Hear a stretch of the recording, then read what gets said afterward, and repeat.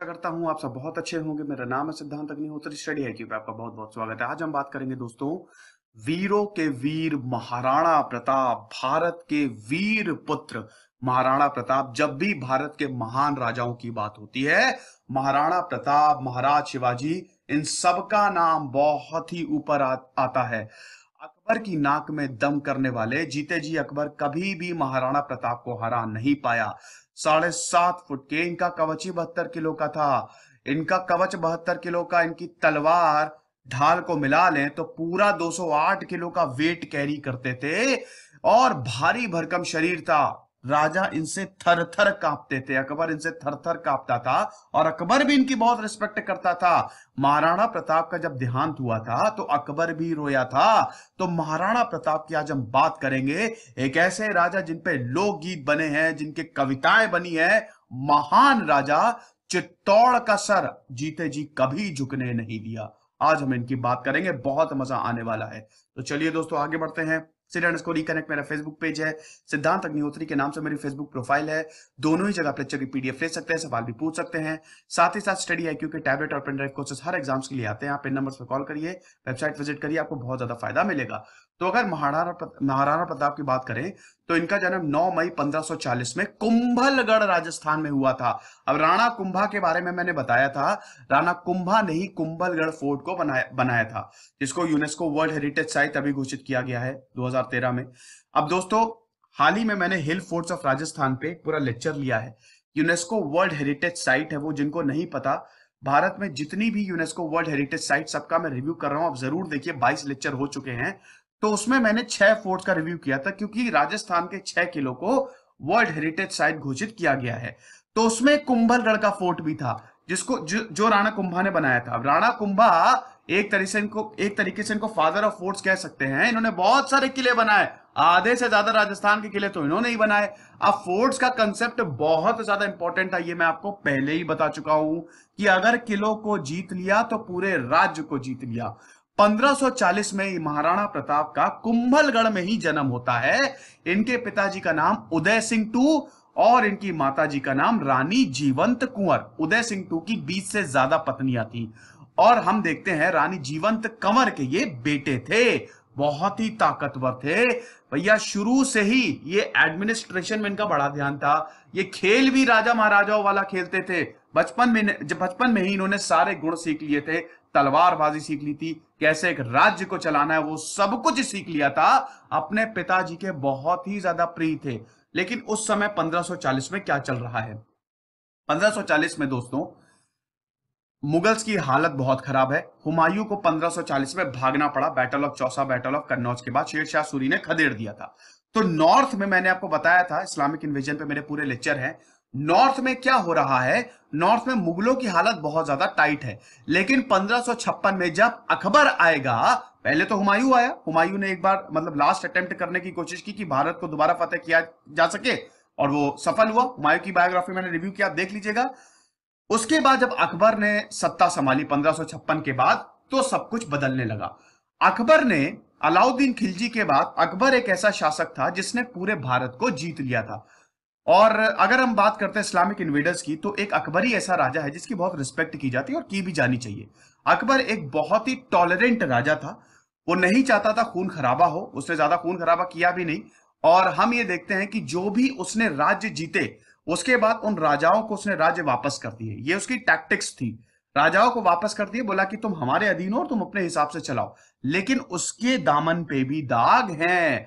अकबर की भी बायोग्राफी में रिव्यू करूंगा। इनफैक्ट अगली जो बायोग्राफी होगी, जो इस्लामिक इन्वेजन का मेरा लेक्चर है, वो अकबर की ही होगी। अब दोस्तों, हुआ क्या कि वैसे तो जब महाराणा प्रताप राजा बने, तब ये 54वें रूलर थे, 54th रूलर थे ये मेवाड़ के। मेवाड़ की बात करें तो मेवाड़ को जीतना बहुत ज्यादा इंपॉर्टेंट था।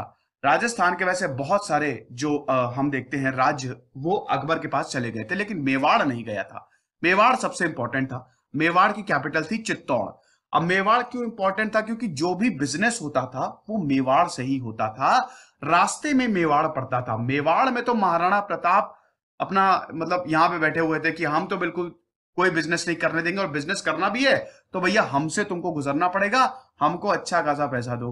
तो यहाँ पे राजपूतों का पूरा दबदबा था मेवाड़ में, और मेवाड़ को जीत नहीं पा रहा था। और अकबर को ये पता चल गया था कि अगर मैंने पूरे भारत को तो जीत लिया है, लेकिन अगर मेवाड़ को नहीं जीता तो प्रॉब्लम हो जाएगी, बिजनेस रूट हैम्पर होगा। तो पहले तो ढेर सारे लोगों को भेजा महाराणा प्रताप के साथ, बड़े बड़े राजा आए, इनके डिप्लोमेट्स आए कि महाराणा प्रताप से ये बोला कि आप संधि कर लीजिए, पीस ट्रीटी साइन कर लीजिए, आप अपना किंगडम रूल करिए, कोई दिक्कत नहीं है, बस आप अकबर के जहां पना के अधीन रहिए, कोई आपको बिल्कुल बख्श दिया जाएगा, हम कोई भी युद्ध नहीं करेंगे, सिंपल सी बात है। महाराणा प्रताप सबको नकार दिए, बोले कि भाड़ में जाओ, मुझे कोई चित्तौड़ नहीं देना, चित्तौड़ मेरा मेरा है, और लड़ाई करनी है तो लड़ ले, देख लेंगे कितना दम है अकबर में। तो बार बार 8 बार मिशन, 8 बार डिप्लोमेटिक मिशन भेजे गए थे, हर बार महाराणा प्रताप ने वापस लौटा दिए कि आप जाइए। और जब भी डिप्लोमेट्स आते थे बहुत ही आदर सत्कार करते थे महाराणा प्रताप। महाराणा प्रताप की बहुत अच्छी बात यह थी कि एक बहुत बड़े वीर योद्धा तो थे ही, साथ ही इनका दिल बहुत ही कोमल था।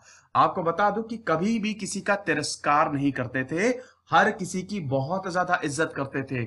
आदमी तो छोड़िए, जानवर भी सरेंडर कर देते महाराणा प्रताप के आगे। घोड़ा जो चेतक है, इतिहास गवाह है दोस्तों, महाराणा प्रताप के घोड़े का भी इतना ज्यादा नाम हुआ कि कितना किसी इंसान का भी नहीं नाम हुआ होगा। तो ये लेगेसी है। और इनके हाथी, उनको भी बहुत प्रॉपर ट्रेनिंग देते थे। तो महाराणा प्रताप, हर कोई बहुत ज्यादा खुश था। तो जो भी डिप्लोमेट्स आते थे उनका बहुत आदर सत्कार करते थे, उनको महल में ठहराते थे, अच्छा खाना खिलाते थे, लेकिन फिर वापस लौटा देते थे कि आप निकल जाइए। लेकिन राजा बनने से पहले दोस्तों बहुत सारी चीजें हुई। हुआ क्या था कि क्योंकि उदय सिंह की 20 से ज्यादा बीवियां थी, बहुत सारे बच्चे थे उदय सिंह के। तो जब गद्दी की बारी आई कि अगला वारिस कौन होगा, तो राजा उदय सिंह जो है वो रानी धीरबाई के बहुत ज्यादा करीब थे। तो उनका बेटा जो था वो चाहता था कि वो गद्दी पे बैठे। अब परिवार में टूट के आसार दिख गए सीधा सीधा। तो रानी धीरबाई का जो बेटा था जगमल, वो चाहता था वो गद्दी पे बैठे। तो हुआ ये दोस्तों कि अब राजा उदय सिंह ने बोला कि ठीक है, जगमल को बैठा लो, कोई दिक्कत नहीं, क्योंकि वो तो भैया उनसे प्यार करते थे, रानी धीरबाई से। अब जगमल भी चाहता था वो ही गद्दी पे बैठे। महाराणा प्रताप को कोई इतना भोग विलास में कभी रहे नहीं। महाराणा प्रताप भैया वो तो हमेशा लोगों के बीच में रहते थे। उन्होंने कहा कि गद्दी देनी है दे दो, मुझे इतना कोई फर्क नहीं पड़ता। वो तो भैया किंगडम छोड़ने की तैयारी कर रहे थे। जब ये बात पता चली कि राजा जगमल को मतलब जगमल को अगला अगला राजा बनाया जाएगा, राजपूतों के राजा होंगे भैया राजा जगमल, तो भी उनको इतना कोई खास फर्क नहीं पड़ा। उन्होंने कहा कि देखो मेरे पिता की ये दिली इच्छा है और मैं अपने पिता के अगेंस्ट नहीं जाऊंगा, अगर वो चाहते हैं तो राजा बनने दो। तो कुछ टाइम के लिए उसको राजा बनाया भी गया।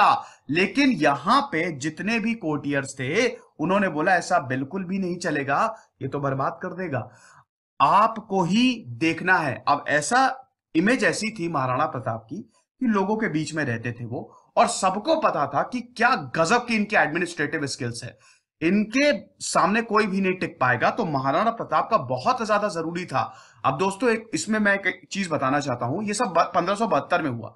1567 में क्या हुआ था, एक और बहुत ही इंपॉर्टेंट चीज हुई थी। महाराणा प्रताप 27 साल के थे। अब मुगल फोर्सेज ने चित्तौड़ पे कब्जा कर लिया था। हुआ यह था कि अकबर चित्तौड़ को जीतना चाहता था। चित्तौड़ का किला अजय था, उसको नहीं आप जीत सकते थे। तो यहां पे अकबर ने अपनी पॉलिसी किसी को नहीं बताई, अपनी स्ट्रैटेजी किसी को नहीं बताई। उसको पता था अगर मैं किसी को भी अपने प्लान डिस्क्लोज करूंगा तो ये फिर राजपूतों को पता चल जाएगा और चित्तौड़ में फतह नहीं कर सकता। तो यहां पे अपनी छोटी सी सेना, उसने बोला मैं शिकार पे जा रहा हूं, वो लेके चित्तौड़ की तरफ निकल गया। अब किसी भी किले को आप डायरेक्ट अटैक कर नहीं सकते, आपको बाहर बैठना पड़ेगा। तो अकबर ने बाहर डेरा डाल लिया। अब बहुत टाइम तक वो बैठा रहा, सारी सप्लाई काट दी गई, एक पूरी मीटिंग बुलाई गई। अंदर उदय सिंह थे। अब पूरी मीटिंग में यह तय हुआ कि उदय सिंह आप जो हैं, आप ये किला छोड़ के चले जाइए। अगर आप यहां पे रहते हैं तो प्रॉब्लम हो जाएगी, आपको कुछ हो जाएगा तो हमारी जो अकबर से लड़ाई है, हमारी जो मुगलों से लड़ाई है, वो धरी की धरी रह जाएगी, इसलिए आपको जाना जरूरी है। महाराणा प्रताप उस समय 27 साल के थे, उन्होंने इसका विरोध किया। हम मैदान में लड़ेंगे, मरेंगे, कोई दिक्कत नहीं है, छोड़ के नहीं जाएंगे। लेकिन कुछ कंडीशन ऐसी बनी कि इनको छोड़ के जाना पड़ा। तो महाराणा प्रताप और अपने मतलब उदय सिंह अपने परिवार के साथ निकल गए और ये लड़ाई हुई 1567 में। चित्तौड़ पे कब्जा पाया और यहां पे सारी औरतों ने जौहर परफॉर्म किया। बहुत ज्यादा दिक्कत। लेकिन दोबारा यहाँ पे हम देखते हैं चित्तौड़ पे वापस महाराणा प्रताप आ गए और वापस उन्होंने कब्जा कर लिया। अब 1576 में जो बैटल ऑफ हल्दी घाटी लड़ी गई थी, उसमें एक मेरा पूरा सेपरेट लेक्चर, उसमें मैंने पूरा इंसिडेंट बताया है। तो अकबर के जीवन पे एक दाग है। जब ये चित्तौड़ के किले को फतेह किया और जब किले को फतेह करके अंदर गया तो कुछ भी नहीं था। औरतों ने जौहर परफॉर्म कर लिया, वहां पे लोग कोई नहीं था, कुछ भी एक तरीके से नहीं थे। तो मूड खराब हो गया यहाँ पे और हर किसी को गाजर मूली की तरह काट दिया। यहाँ पे 30,000 लोगों को अकबर की सेनाओं ने मार दिया था। तो ये अकबर पे दाग है उसके पूरे जीवन पे। तो ये चीज भी हुई थी। तो उसके बाद हम देखते हैं 1572 आ गया। अब 1572, अब हम अपनी वापस कहानी मतलब कहानी पे वापस आते हैं कि ये महाराणा प्रताप ने बोला कि ठीक है राजा जगमल को बना दो, लेकिन कोर्टियर्स ने इस पे ऐतराज जताया और बोला कि आप आइए, आपका कोरोनेशन होगा, आपकी ताजपोशी होगी। राजा जगमल का मूड खराब हो गया। उन्होंने बोला कि कर लो ताजपोशी, मैं तुम्हारी ताजपोशी में आने ही नहीं वाला। वो गुस्से में तनतनाते हुए सारा राजपाट छोड़ के चले गए। अब यही दिक्कत होती है, राजपूतों में यूनिटी की भारी कमी। अगर यूनिटी होती तो कोई मुगल्स नहीं आते, कोई खिलजी नहीं आता, कोई अंग्रेज नहीं आते, लेकिन यूनिटी की कमी। यहां पे चले गए अकबर के पास, मुगल के पास चले गए। अब अकबर तो बहुत दिमागी था। वो क्या करता था, वो तो सबको जागीर दे देता था और बोलता था कि ये लो प्रॉपर्टी ले लो, जमीन ले लो, इसको तुम अपने हिसाब से चलाओ, लेकिन हमारे साथ मिल जाओ। ऐसे ही तो उसने पूरे भारत को कब्जे में लिया था। उसने युद्ध नहीं किया, उसने डिप्लोमेसी अपनाई थी। पहले अकबर डिप्लोमेट्स भेजता था कि बातचीत से मामला हल हो जाए तो क्या बढ़िया है, उसके बाद वो युद्ध कर देता था। तो ये सारी चीजें हो रही थी और यहाँ पे बार बार महाराणा प्रताप 1572 में राजा बने थे और बार बार उनपे दबाव बनाया जा रहा था और बार बार अकबर जो है मिशंस भेज रहा था, डिप्लोमेटिक मिशंस की आप जो है हमारे अधीन हो जाइए, लेकिन कभी भी वो सरेंडर नहीं करते थे। उन्होंने बोला कि हम नहीं होंगे। एक बहुत ही फेमस कहानी है दोस्तों, आपको बताना चाहूंगा। सिंह आए थे महाराणा प्रताप से मिलने। तो राजा मान सिंह की बात करें तो अकबर की सेना में उनका बहुत महत्वपूर्ण स्थान था और राजा थे वो भी। और यहाँ पे हम देखते हैं कि जब राजा मान सिंह मिलने आए महाराणा प्रताप से, तो महाराणा प्रताप खुद मिलने उनसे नहीं आए, हालांकि उनका बहुत भव्य स्वागत किया। यहाँ पे जो उनके बड़े बेटे थे अमर सिंह महाराणा प्रताप के, उन्होंने बहुत भव्य स्वागत किया। उदय सागर लेक में उनका पूरा डिनर कराया, लेकिन महाराणा प्रताप मिलने नहीं आए। तो राजा मान सिंह को यह बड़ा बेइज्जती लगी कि मैं यहाँ पे आया हूं और राजा मुझसे मिलने नहीं आया और ऐसा क्या है। तो यहाँ पे उनके बेटे ने बताया कि उनका पेट दर्द है। एक्चुअली में क्या कंडीशन, मतलब ये चीज थी कि महाराणा प्रताप, क्योंकि राजा मान सिंह अकबर के लिए काम कर रहे थे और महाराणा प्रताप को चिढ़ थी ऐसे राजाओं से जो राजपूत अकबर के साथ मिलकर काम कर रहे थे। महाराणा प्रताप को चिढ़ थी कि मैं नहीं मिलने जाऊंगा। हालांकि बहुत ही जोर जबरदस्ती करने के बाद महाराणा प्रताप आए और उसके बाद जब मानसिंह उठ रहे थे, जा रहे थे, तब उन्होंने टॉन्ट कसी दिया कि अपने फूफा को लेके नहीं आए, अपने बुआ तो तुमने दहेज में दे दी।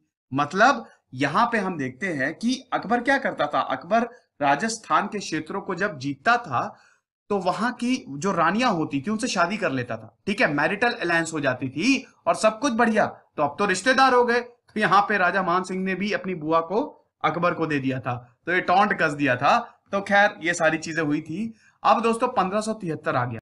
1573 जब आया दोस्तों, तो ये युद्ध जो था वो इनएविटेबल था, अब आप उसको अवॉइड ही नहीं कर सकते हैं। तो फाइनली यहाँ पे अकबर ने ये अनाउंस कर दिया कि अब जो है हम युद्ध की ओर जाएंगे और चित्तौड़ को, बातें बहुत हो गए, चित्तौड़ को बाई फोर्स लेंगे। महाराणा प्रताप तो पहले से ही तैयार थे, लेकिन आपको बता दूं कि महाराणा प्रताप के बहुत सारे भाई जो हैं वो अकबर के साथ हो गए थे।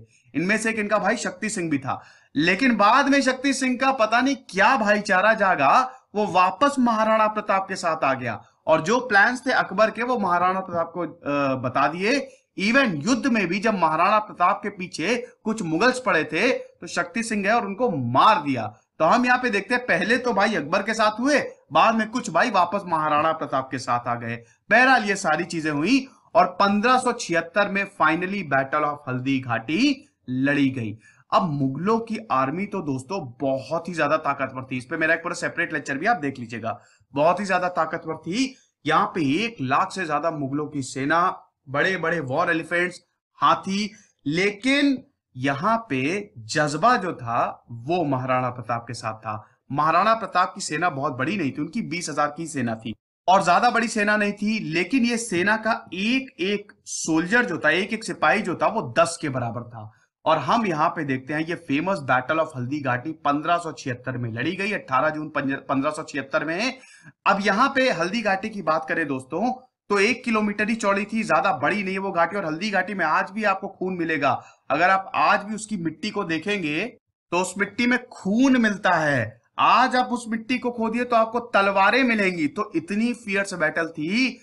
भारत के इतिहास में कलिंग वॉर के बाद बैटल ऑफ हल्दी घाटी सबसे फियर्स बैटल जो लड़ी गई है।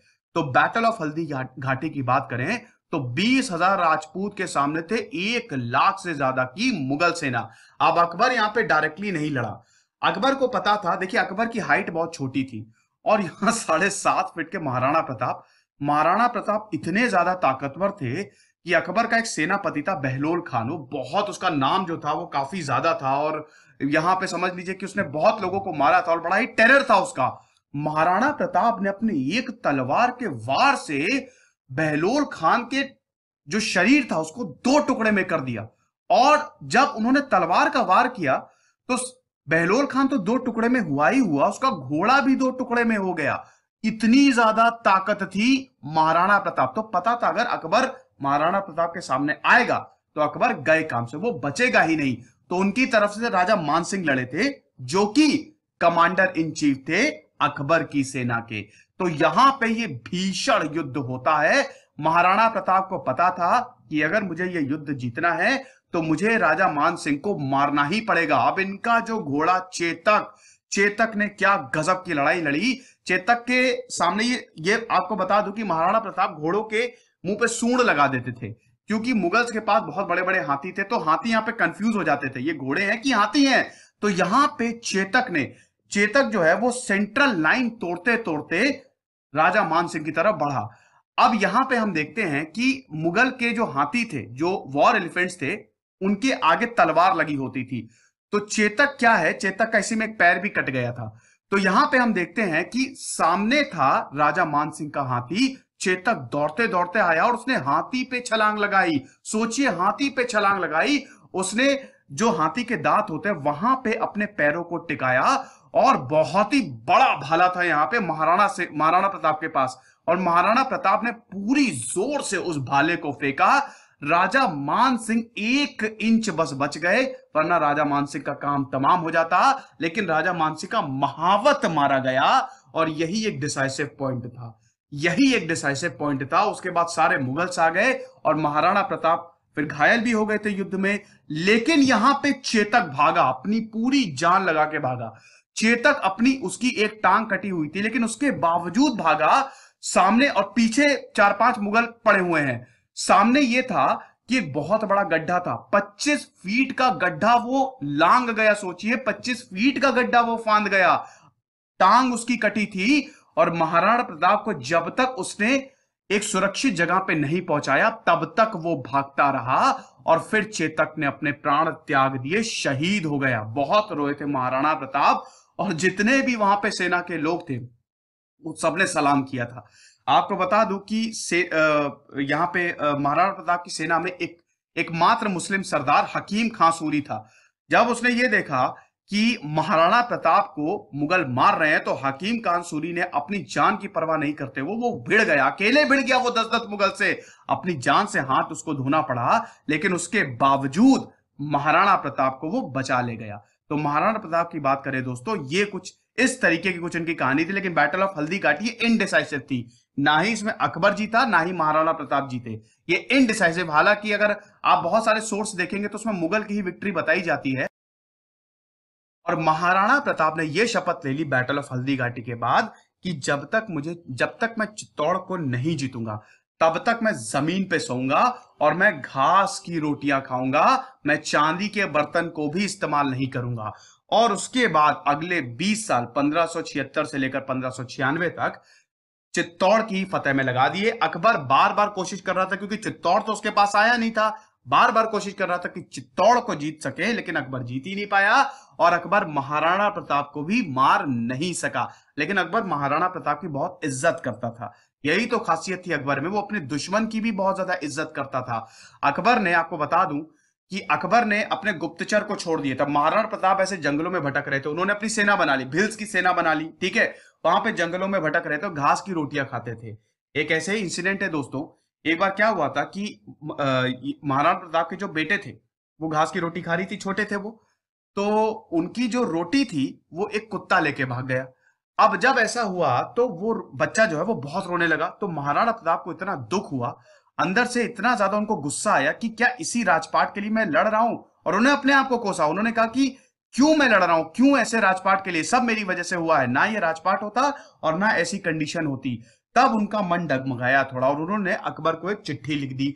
अब उसके बाद अकबर बड़ा खुश, ये र्यूमर उड़ गई, ये अफवाह उड़ गई कि भैया यहां पे महाराणा प्रताप सरेंडर करने वाले हैं। अकबर बहुत ज्यादा खुश, उन्होंने पृथ्वी सिंह को बुलाया, और जो कि उस समय बीकानेर के राजा थे, और यहाँ पे बोला कि देखो महाराणा प्रताप सरेंडर करने वाला है और देख रहे हो कितना अच्छा हो रहा है और मैं बहुत खुश हूं।